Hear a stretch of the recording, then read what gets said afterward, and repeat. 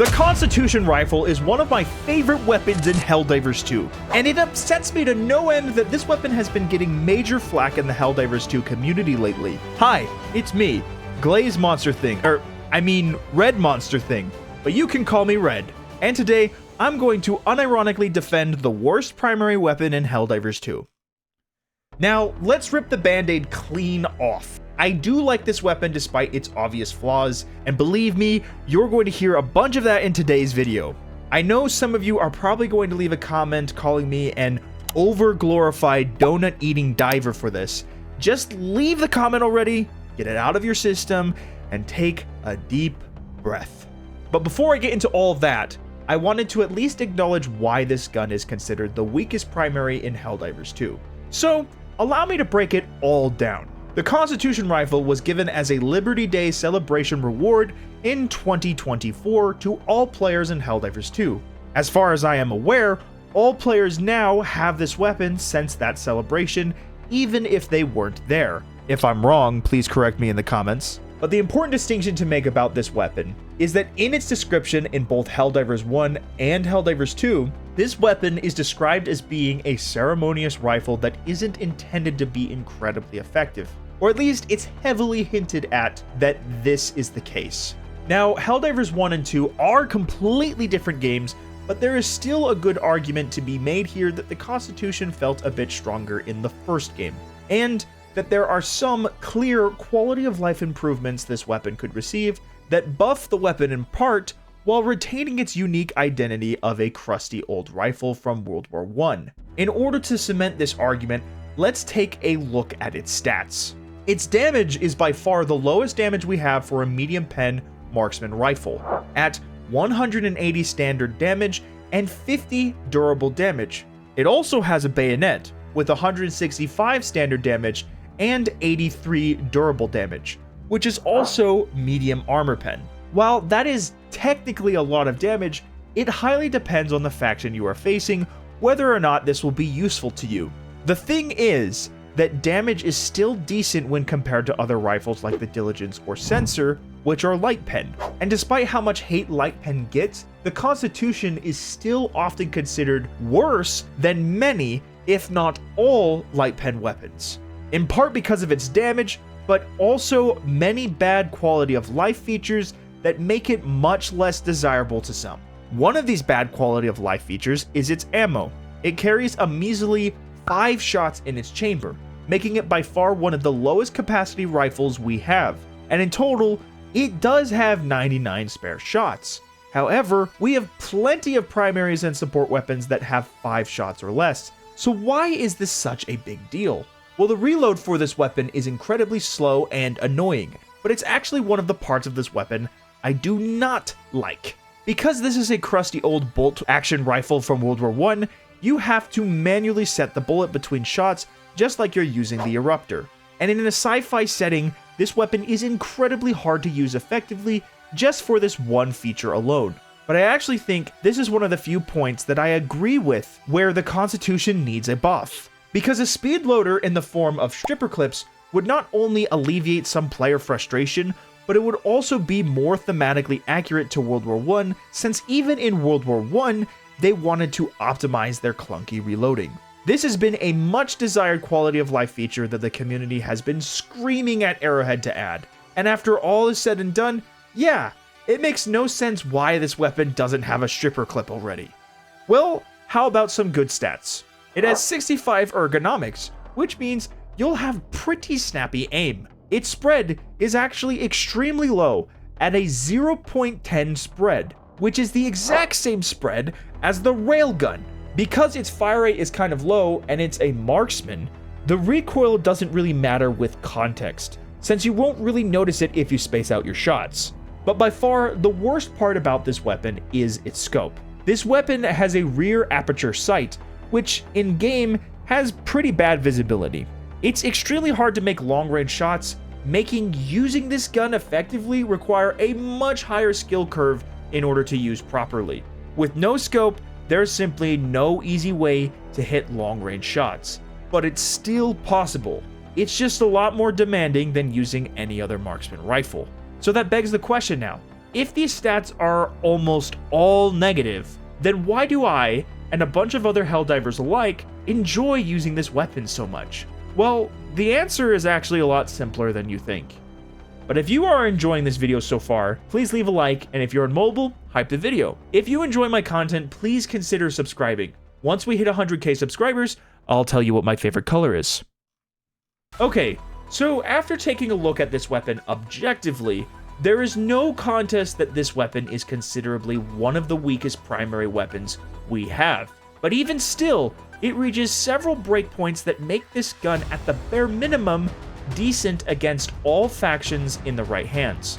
You see, the Constitution appeals to a very small group of Helldivers 2 players that actually like the weapon how it is. While some still want a stripper clip, most are using the weapon currently as a flex. Now, I want to emphasize that I think it is important that we recognize that most of the criticism about this gun is heavily opinionated. Even my love for the weapon is just my own opinion. Sure, it's not my personal favorite weapon, but I still like it nonetheless. And I want to properly express why I think the Constitution is still a good addition to the game. Okay, there are two fundamental ways I value a weapon in Helldivers 2: power and fantasy.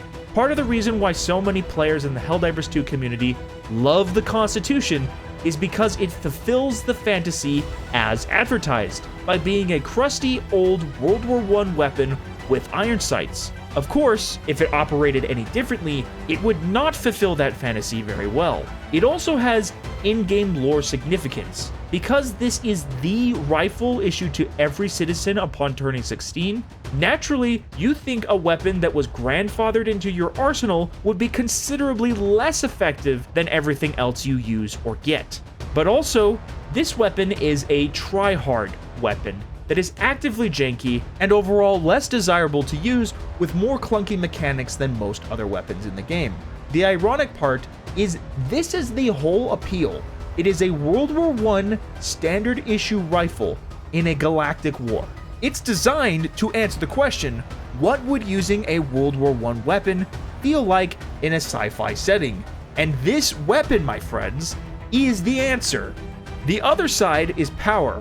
While most, if not all of the suggested buffs are quality of life features, let's not understate how powerful this weapon actually is. 180 damage at the very least is able to destroy a Devastator in one clean hit to the head. And also, not very many weapons have a bayonet. While that could change in the future with expanded weapon customization, for now it's one of the most appealing parts of equipping the Constitution. Let's just say that while it is on the weaker side of marksman rifles, it still is a lot stronger than the Diligence or Sensor. Its penetration also means it's able to blow through medium armor.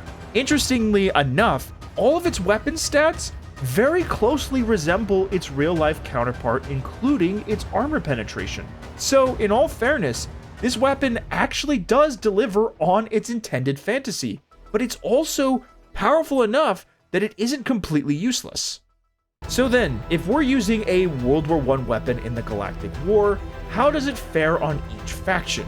Well, starting with Squids, this weapon is, as expected, not that great. Its bayonet is way better at dealing with voteless than the actual bullets themselves, but in all fairness, this is actually pretty fun.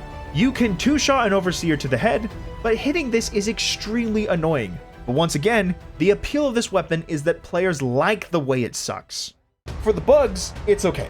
It operates just like any other marksman, except you don't have a scope, which against the bugs, that doesn't really matter since most of the time you'll be shooting at them in third person anyways. It one-shots warrior heads and will three-shot alpha commanders to the head. And the medium penetration also means you won't need to aim for the Hive Guard weak spot. This weapon is definitely not a chaff item, and frankly, it's a lot harder to use the bayonet on this front than on the Illuminate. But I would say I do have more fun using the actual bullets on this front instead, especially when hitting warriors and hunters.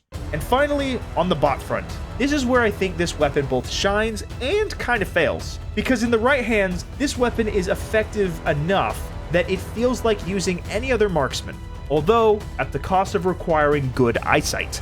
But in the hands of the average player, this weapon is so hard to use that it's seemingly almost unplayable. Part of the reason why this weapon is so skill dependent is that in order to actually use this weapon effectively, you have to brute force yourself to be in the right situations. You need to constantly take cover, aim for weak spots, and basically use it like it's a light pen pistol. And the most difficult thing about this weapon is the ability to actually see your target from a distance. You are punished severely for missing your shots too, since you only have 5 shots at a time. And while it does have great spread and great ergonomics, these two stats help alleviate only one part of the problem with this weapon on this front. Okay, well, now here are my final thoughts about this weapon. I like this weapon, and I enjoy its clunkiness. Though, I do believe that there are 2 changes that Arrowhead should make for this weapon to better fulfill the fantasy of having this weapon in the game. 1, give it a stripper clip. This isn't just a quality of life improvement, it is also more accurate to real life. And 2, let players equip a custom scope through weapon modification. While the scope is largely unnecessary, I do think adding a World War I themed sniper scope would be pretty cool. Everything else, including the weapon damage and rounds reload mechanic, I would love to stay the same. Anyways, that's all I have to say about the Constitution Rifle in Helldivers 2. If you enjoyed this video, be sure to leave a like, and if you want to see more content like this, be sure to subscribe. It helps a ton, and it means a lot.